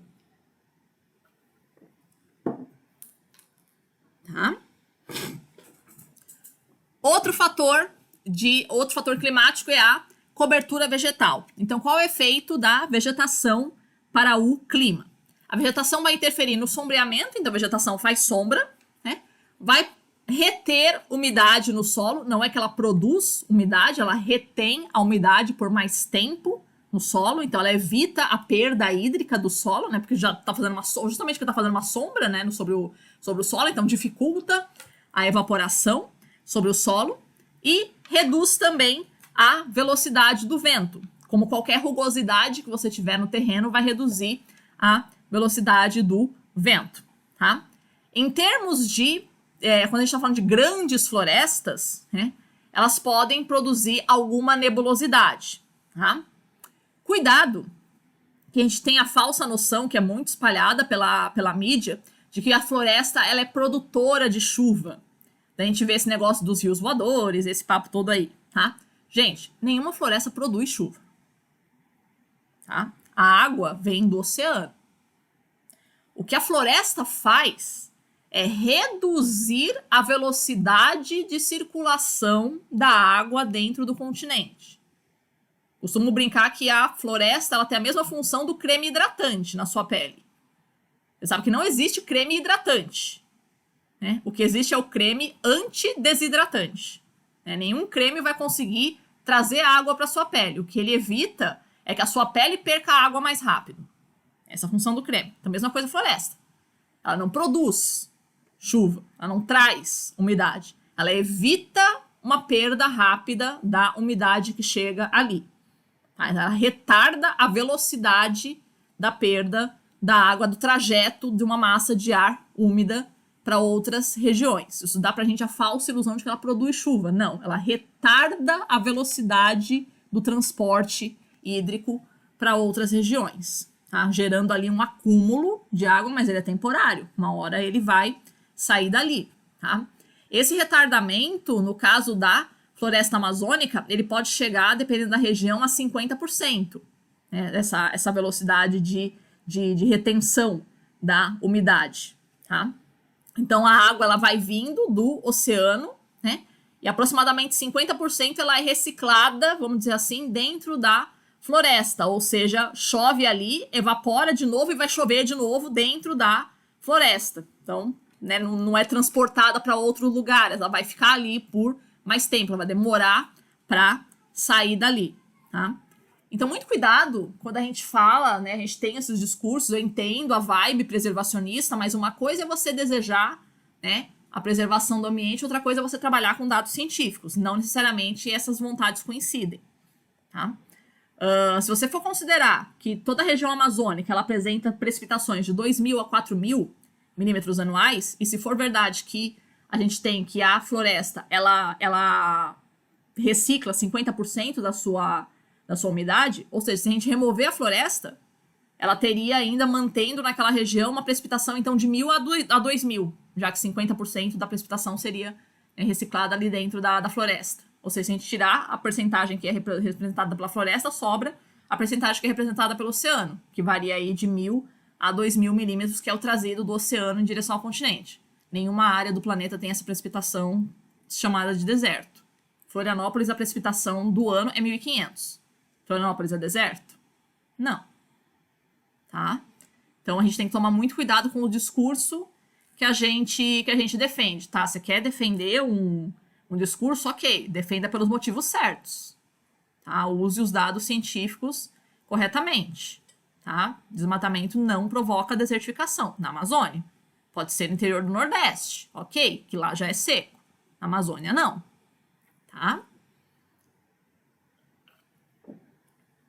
E um fato bem interessante que nós temos dentro da história da climatologia brasileira é um estudo feito pelo professor João Lima Santana Neto sobre as chuvas no estado de São Paulo. Porque se tem um lugar do planeta, eu diria, que a gente pode estudar, que é perfeito para a gente estudar os efeitos do desmatamento sobre o clima, é o estado de São Paulo. Porque ao longo da história do Brasil, a gente conseguiu, né, ao longo do século XX, para ser mais preciso, né, ao longo do século XX, a gente conseguiu destruir só 90% da Mata Atlântica, do estado de São Paulo. Humilde, assim. Tá? E aí, vamos ver o que aconteceu com a chuva. Então, a gente destruiu. Ó, o estado, tipo, ele tinha 80% da sua área original era coberta por Mata Atlântica. Então, de toda essa área, dos 80% do estado que era coberto de Mata Atlântica, 90% dessa área foi desmatada ao longo de um século. Século XX. Tá? Para dar lugar à agricultura, whatever. Tá? Aí você pensa, né, o que aconteceu com a chuva no estado de São Paulo, então, quando a gente simplesmente arrasou com a floresta ali. Ela aumentou. Ao longo do século XX, a imensa maioria das estações meteorológicas do estado de São Paulo, e é um estado bem coberto, assim, por estação meteorológica, que é um estado muito agrícola, né? Então a gente tem essa preocupação. A maior parte delas registraram um aumento aí de 10% a 15% da precipitação. Então é bem curioso isso. Né? Como é que a gente arrasa com a vegetação e mesmo assim a chuva aumentou ao longo do século XX. Então, das duas, uma. Ou o desmatamento provoca a chuva, o que é um absurdo a gente pensar, né? Qual seria a relação, né? Desmatar, provocar a chuva, porque é o que aconteceu em São Paulo, né? Desmatamos e aumentou a chuva. Então, ou desmatar provoca a chuva, ou desmatamento não tem relação com chuva. Ah, por que começou a chover mais? Sheila. Sei lá como é que ficou, né? A chuva não é governada, gente, somente pela vegetação.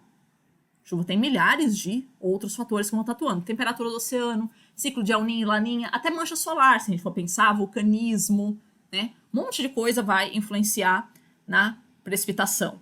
Então, cuidado na hora que a gente atribui, né, um único fator a um elemento climático. A gente gosta, eu acho uma coisa curiosa, assim, do tipo, a gente sempre fala, porque tudo está relacionado tudo, a gente gosta de relacionar, de falar de que todos os fatores ambientais, eles trabalham juntos, eles estão interrelacionados, mas a gente gosta de atribuir um único fator, uma única ação humana a um resultado. Né? Então eu vou desmatar, então vai reduzir a chuva. Como assim? Né? Se a gente tem um monte de fatores que governam a precipitação. Tá? Então, esse é um estudo empírico bem interessante da gente, né, de fazer a gente refletir. Né? Até que ponto a gente está defendendo os nossos discursos com dados ou com ideologia. Tá? Então, a gente tem que ter esse cuidado.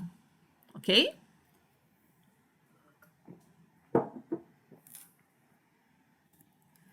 E, por fim, a ação humana. Alguém está me chamando? Não? Tá. E, por fim, a ação humana. Né? A ação humana sobre o clima, ela vai se verificar basicamente nas escalas topo e microclimáticas, né? Ou seja, dentro das cidades, né? Dentro de onde o homem está inserido. Em escala local, da gente pensar, né, o tamanho de regiões metropolitanas, só se você estiver falando de grandes metrópoles mesmo. Então, São Paulo, Rio de Janeiro, Nova York, né? Umas coisona desse tamanho, assim. Tipo, Florianópolis, você não vai notar essa diferença, tá? É muito mais na escala topo e micro. Então, a ação, né, dentro de um bairro, dentro de uma rua, é isso que a gente vai notar. Então, o que acontece, né? Qual é o efeito que o homem provoca sobre a atmosfera? Primeira coisa, o homem faz uma supressão das áreas úmidas e vegetadas. Então, a gente desmata. E o que vai acontecer localmente, né? Uma menor umidade e uma maior amplitude térmica, porque quando você remove a umidade, você está aumentando a diferença de temperatura entre o dia e a noite, né? Ou entre o verão e o inverno.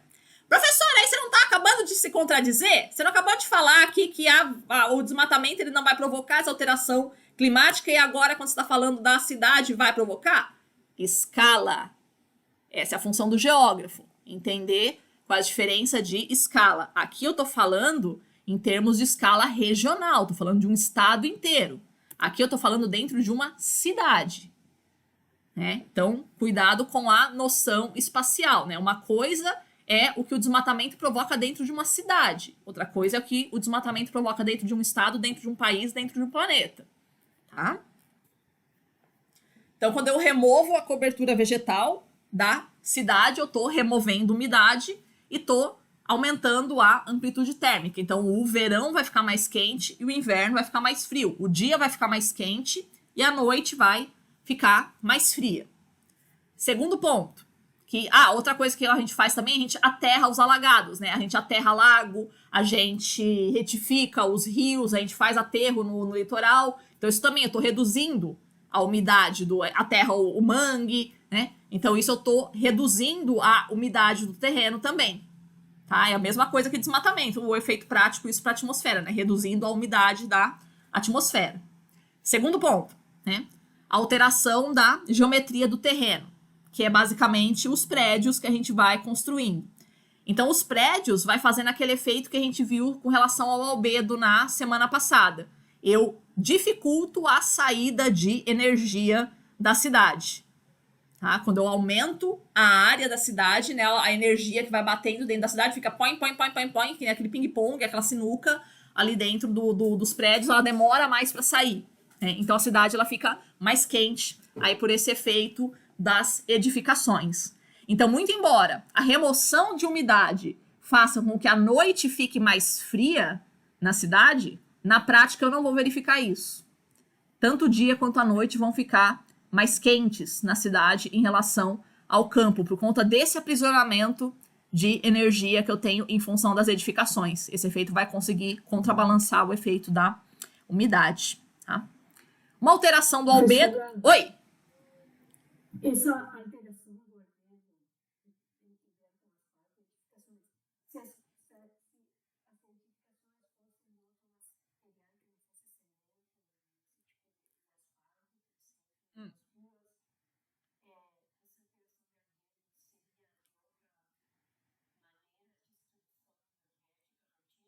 Muito pouco.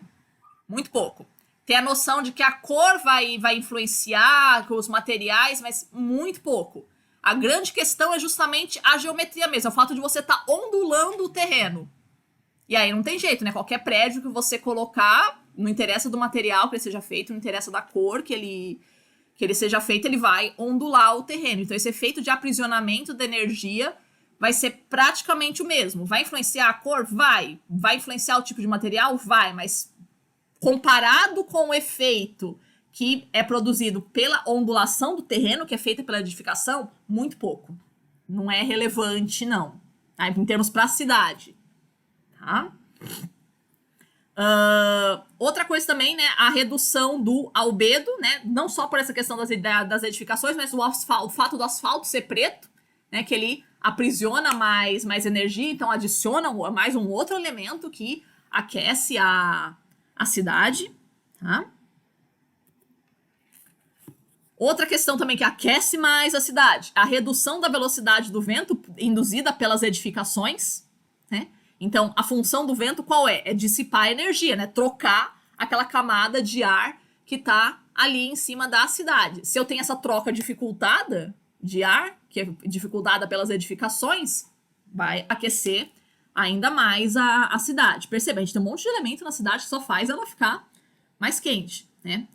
A impermeabilização do terreno, né? Então eu tiro os alagados, tiro o mangue, eu tiro o rio, eu tiro os lagos, coloco tudo asfalto, tudo concreto, né?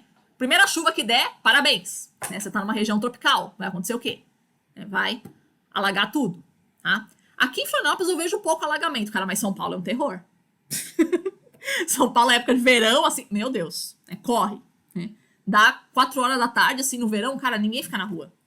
Você tá ou em casa, ou no shopping, ou no trabalho e tal, a gente não sai na rua. Né? Aí teve uma vez que eu tava dando essa aula, um aluno perguntou assim, professora, mas com que frequência São Paulo alaga no verão? Eu falei, todo dia. Todo dia. Mas como é que vocês vivem num lugar desse? Eu falei, como é que vocês vivem num lugar que tem as 4 estações do dia, 8, 12 estações do ano no mesmo dia, que é o caso de Florianópolis. Cada lugar com a sua particularidade meteorológica, mas é o inferno. Alagamento em São Paulo, cara, verão, assim, é o nosso terror, assim, terror, né? Belo Horizonte também não fica atrás, o Rio de Janeiro também não ficam atrás, tem uns alagamentos ali realmente power, assim. As grandes metrópoles brasileiras, elas têm essa característica de serem muito alagadas. Por quê? Porque a gente teve colonização portuguesa, né? Em Portugal, a maior parte de Portugal vai ter uma precipitação de 400, 500 milímetros. Então lá, bicho, você consegue impermeabilizar tudo. Não tem chuva suficiente para alagar. Você tá num ambiente tropical, cara, aqui chove demais, né? Então não é um lugar que você possa impermeabilizar tudo. Então a nossa arquitetura, o nosso urbanismo, ele tá completamente inadequado à quantidade de chuva que a gente tem aqui, né? Na nossa região a gente não pode concretar tudo. A água vai vir para algum lugar, tipo, a água, ninguém falou pra chuva que ela não pode mais cair aqui porque a gente concretou. Não, ela vai continuar caindo e vai alagar. Então é uma questão histórica da gente ter um padrão arquitetônico e urbanístico completamente inadequado ao nosso clima, tá? Principalmente com relação à precipitação. A gente foi muito negligente ao longo da nossa história, né, com relação à precipitação. Como remediar isso? De boa, a essa altura do campeonato, não tem mais. Você faz uma obrinha aqui, ali, assim, mas tipo, as cidades vão continuar crescendo, né? Nessa altura do campeonato, 500 anos de história, essa altura do campeonato, eu sinceramente, né, eu acho que não tem mais o que fazer. A gente aprender a conviver com a enchente, né, porque ela sempre vai estar por ali, tá? E mais secundariamente, então, a maior carga de material particulado, que seriam os poluentes que a gente tem dispersos na atmosfera. De propósito, pessoal, eu coloquei mais ou menos em ordem de importância os fatores que ele tem para a produção do que a gente chama de clima urbano ou ilha de calor urbano. Ilha de calor é um tipo, um termo que a gente tá meio caindo em desuso, assim, porque a cidade não é só uma ilha de calor, né? Dentro da cidade eu posso ter também ilhas de frescor. A gente tem dentro da cidade também, né, áreas mais fresquinhas, né? Então, áreas da cidade que são mais alagadas, que são mais vegetadas, que são menos edificadas, então elas ficam mais friazinhas, né? Áreas que são mais sombreadas, né? Então, o que a gente tem dentro da cidade é uma multiplicidade de tipos climáticos, né? Varia muito, né? Tem regiões da cidade que são mais quentes, tem regiões da cidade que elas são mais frias, tá? Então, a gente tem uma variação muito interessante. Deixa eu ver se eu acho aqui um livro aqui, rapidinho.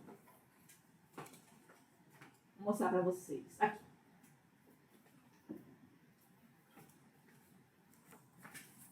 Não é para Florianópolis, mas vai se aplicar. Fala para mim que tá aqui dentro. Tá. Uhum.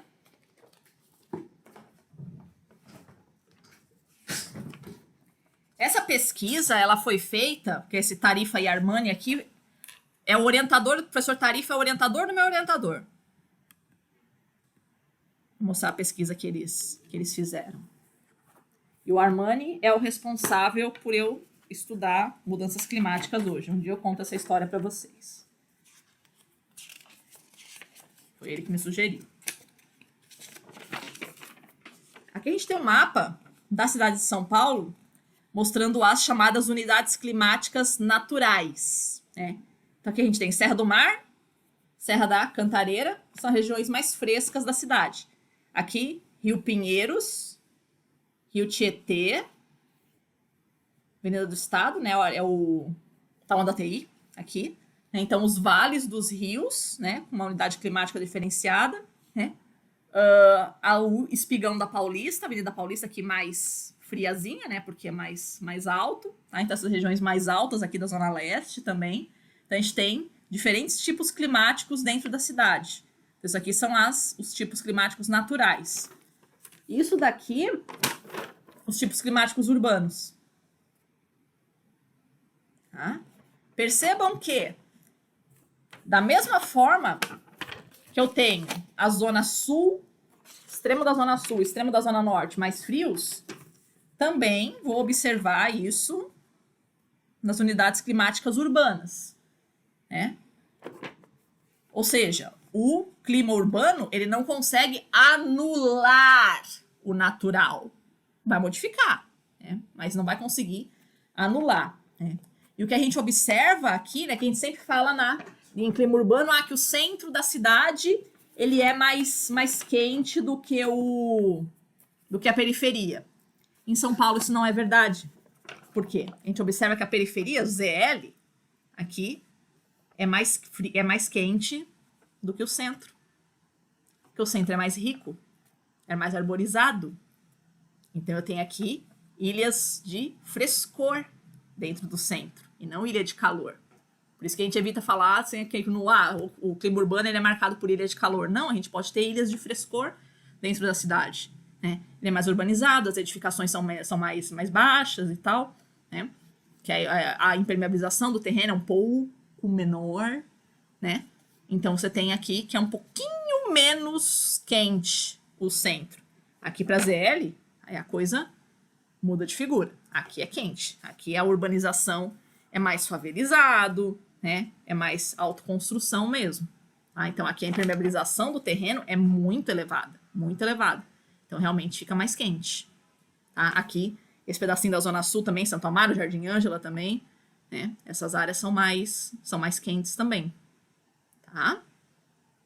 Então, uma coisa interessante da gente observar, né, como é que funciona o clima urbano. A gente não pode fazer essa relação, na cidade é mais quente. Cara, a cidade, assim como as montanhas, né, que a gente tinha visto, é uma miríade de tipos climáticos diferenciados que a gente observa ali dentro. Então, cada bairro vai ser de um jeito, né, cada rua, no limite, vai ser de um jeito. Ok? Então, esse é um cuidado que a gente tem que ter. Vou voltar aqui. Esse é um cuidado que a gente tem que ter, porque quando a gente fala de clima urbano, a galera gosta de falar só por causa da poluição, né? Por causa dos gases que se produz na cidade, vai ser mais quente. Cara, os gases vai ser tipo a cerejinha do bolo, assim, só.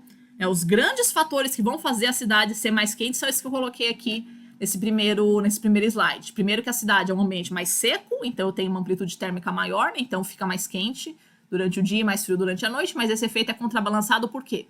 Por conta das edificações que aprisionam a energia e o fato do asfalto ser preto, a impermeabilização do terreno de maneira geral, né, que vai aprisionar mais energia, tá? Os gases vai ter um efeito bem mais... Oi! Nesse contexto, então, a nível urbano, a vegetação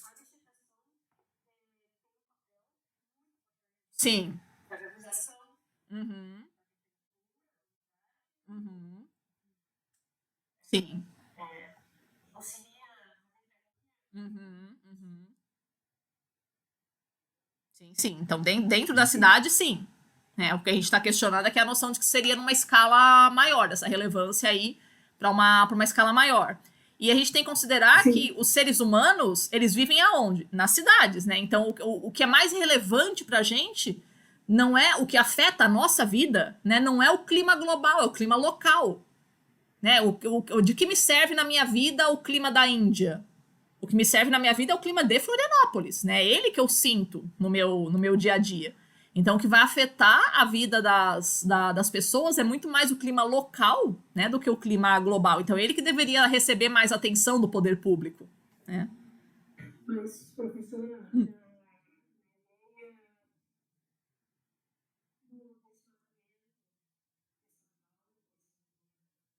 Uhum, especificação uhum, uhum,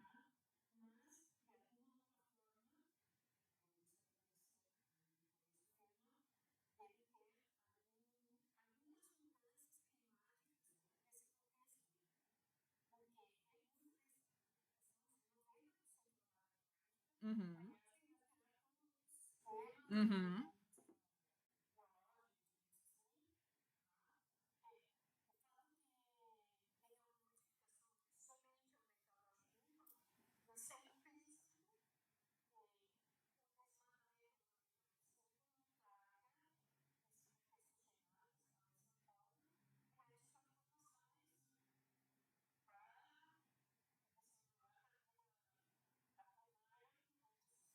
uhum, uhum. Então, a questão que a gente tem é que a alteração que a gente tem é isso que você está falando justamente, né? Que é a questão ecossistêmica. Então, sim, isso para as espécies vai ser relevante, obviamente, né? Você destruiu o hábitat delas, né? Mas a questão é é de todas as espécies que viviam ali, né? Agora, o efeito climático é esse questionamento que a gente faz. Então, a gente não pode misturar as coisas, né? Uma coisa é o efeito que uma ação, qualquer que seja, tem sobre as espécies, sobre a dinâmica do ecossistema. Outra coisa é o que uma determinada ação faz com relação ao clima. Não é a mesma coisa. Não são os mesmos efeitos. Então, eles não podem ser estudados como um bloco, né? Então, uma coisa é o que o desmatamento produz para as espécies. Outra coisa é o que o desmatamento produz para o clima. A gente não pode misturar esses dois efeitos. Então, o efeito que a gente observa do desmatamento aí para o clima, para o estado de São Paulo, para a precipitação, ele não foi relevante, pelo que a gente percebe. Né? Porque, na verdade, acabou até aumentando a precipitação. A gente não sabe se tem relação com o desmatamento ou não, mas provavelmente não. Né? A precipitação aumentou por outros fatores, né? O que a gente poderia dizer que faz o desmatamento? Aumentar a carga de material particulado na atmosfera, porque tipo, o solo fica mais exposto, né? Mas esse material particulado, como ele é pesado, né, a areia, as partículas de solo e tal, ele não fica muito tempo na atmosfera. São dias, semanas, ele já sedimenta, né, já volta, já é lavado pela chuva, já cai por gravidade. Então não é um efeito permanente, né? Ele fica ali poucos dias na atmosfera. Então é uma coisa da gente saber separar, né? Qual é o efeito que uma ação humana, seja desmatamento, seja aterramento, seja retificação dos rios, né? Seja transposição de rios, né? O que esse efeito, o que essa ação humana vai ter de efeito sobre os ecossistemas e o que ela vai ter de ação sobre o clima. É isso que a gente tem que, essa tarefa do geógrafo, entre outros profissionais, né? De saber fazer essa separação. Tá? E aí, por último, eu queria falar sobre uma pesquisa do meu orientador, lógico, né? Falando sobre o ritmo semanal dos elementos climáticos, que ele diagnosticou que em São Paulo a gente observa um ritmo semanal da temperatura, da precipitação e da pressão, né? Do tipo assim, as pessoas elas estão trabalhando durante a semana e não estão trabalhando no final de semana. Então o que acontece? A cidade fica mais quente durante a semana, por esse efeito de toda a dinâmica da população, né? E mais fria durante o final de semana. Mesma coisa para chuva. Chove mais durante a semana e chove menos no final de semana. Aquela percepção que a gente tem, né? Droga! Tipo, final de semana tá chovendo e segunda-feira, porque eu tenho que trabalhar, tá fazendo sol. Não, né? Os dados estatísticos não mostram isso pra lá, né? Que realmente chove mais no final de semana e é mais frio durante o final de semana por conta dessa energia dentro da cidade que é menor. E a pressão também, a pressão atmosférica fica mais baixa durante a semana, porque tá mais aquecido, e mais alta durante o final de semana. Aí você pensa, não, então isso é uma interferência do ser humano sobre o clima urbano, né? Mostrando claramente, né, que é o ritmo de trabalho que está influenciando aí os tipos climáticos. Sim, mas a gente está falando de São Paulo, que é a maior cidade do hemisfério sul, né? Então, sempre levando em consideração a escala. Esse efeito não é perceptível em cidades pequenas. Isso é perceptível, esse efeito a gente pode conseguir diagnosticar isso para Rio de Janeiro, para Nova York, para Lagos na Nigéria, para Moscou, talvez, né? Para essas grandes metrópoles aí do globo, né? Mas para cidades pequenas a gente não vai observar algo nesse nível, tá? Então sempre, né, ficar atento a essa questão da escala. Quando eu estou falando de um efeito, de uma causa grandiosa, ela pode sim ter um efeito grandioso, mas uma causa pequena, em geral, né, tem efeitos mais reduzidos. Tá? É isso que a gente quer, essa é a tarefa do geógrafo, né? Saber o que vai estar influenciando aonde. Certo até aqui, crianças? Então era essa a ideia que eu queria passar para vocês hoje. Tá?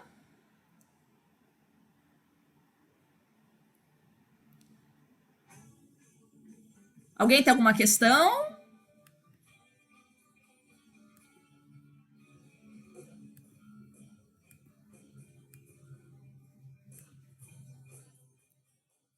Dou-lhe uma.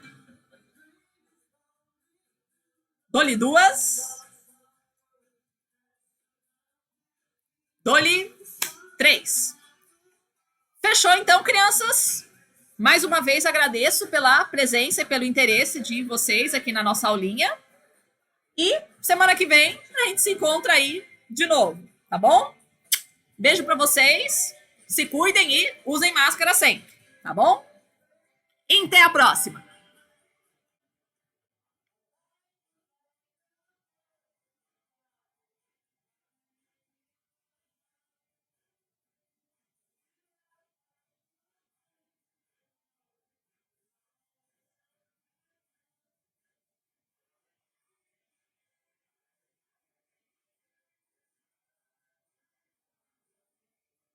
Oi?